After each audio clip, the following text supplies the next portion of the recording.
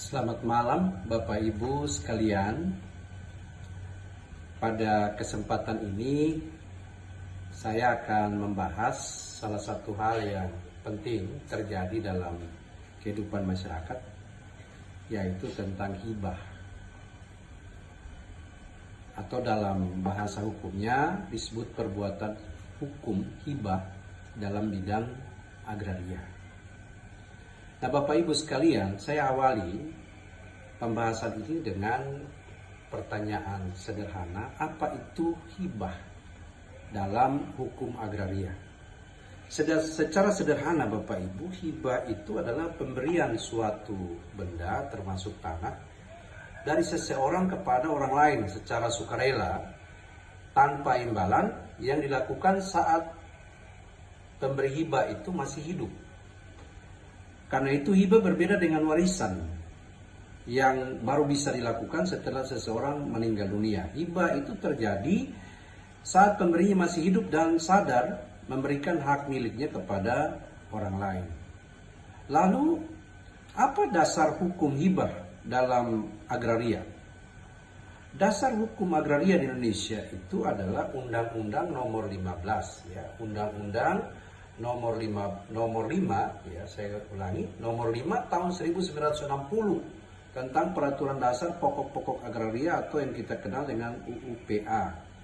Nah, Undang-Undang Pokok Agraria tidak mengatur hibah secara rinci seperti dalam hukum perdata, tetapi menegaskan bahwa setiap peralihan hak atas tanah termasuk karena hibah harus dilakukan menurut ketentuan hukum yang berlaku dan harus didaftarkan.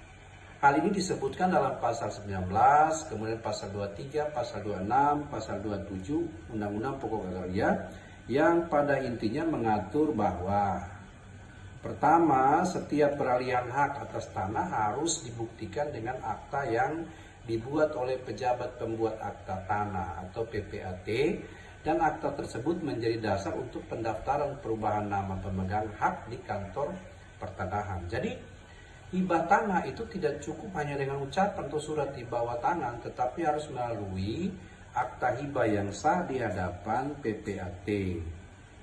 Lalu pertanyaan berikut, siapa yang boleh memberi dan menerima hibah? Menurut hukum agraria dan hukum perdata Indonesia, pemberi hibah itu harus dewasa, kemudian berakal sehat dan benar-benar pemilik sah dari tanah yang dihibahkan. Yang kedua, penerima hibah itu bisa perorangan atau badan hukum yang berhak memiliki tanah sesuai ketentuan dalam Undang-Undang Pokok Agraria. Perlu diingat bahwa tidak semua orang atau badan hukum bisa memiliki tanah di Indonesia.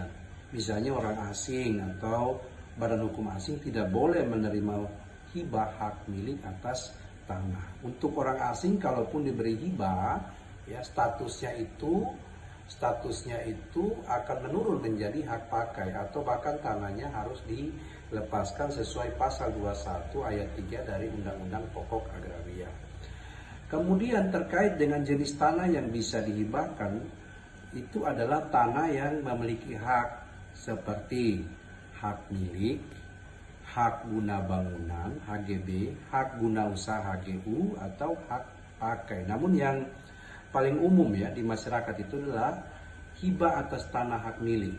Hibah tanah adat juga bisa dilakukan, asalkan kemudian disesuaikan dengan ketentuan pendaftaran tanah nasional agar diakui secara hukum negara. Prosedurnya agar hibah sah dan diakui oleh negara, maka ada beberapa langkah yang perlu dilakukan. Yang pertama, pemberi dan penerima hibah tanah itu datang ke kantor PPAT di wilayah tempat tanah itu berada.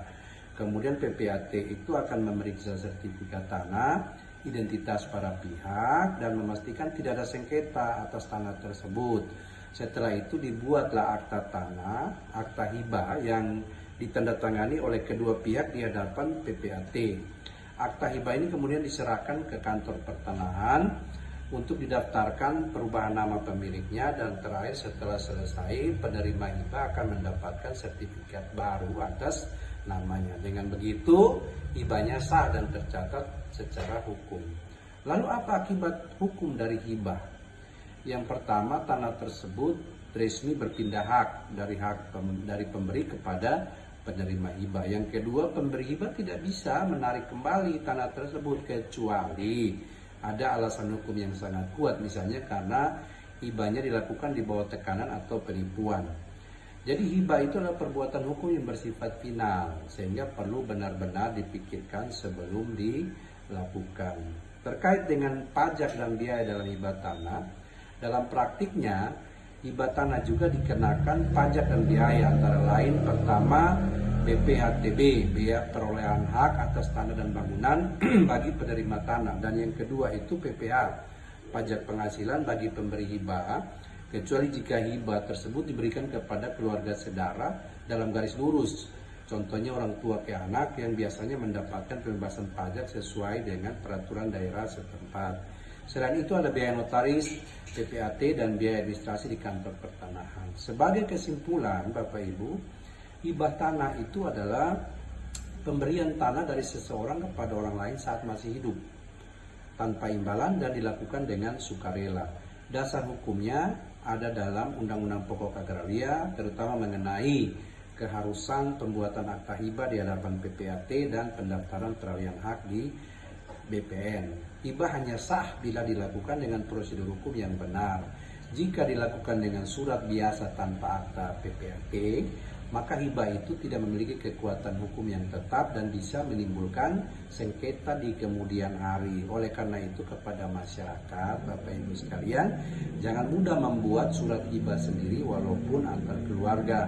Selalu pastikan bahwa hibah dilakukan secara resmi di hadapan PPAT dan didaftarkan di BPN agar aman secara hukum dan tidak menimbulkan masalah di masa depan. Demikianlah Bapak Ibu penjelasan singkat dari saya tentang hibah dalam hukum agraria menurut Undang-Undang Pokok Agraria.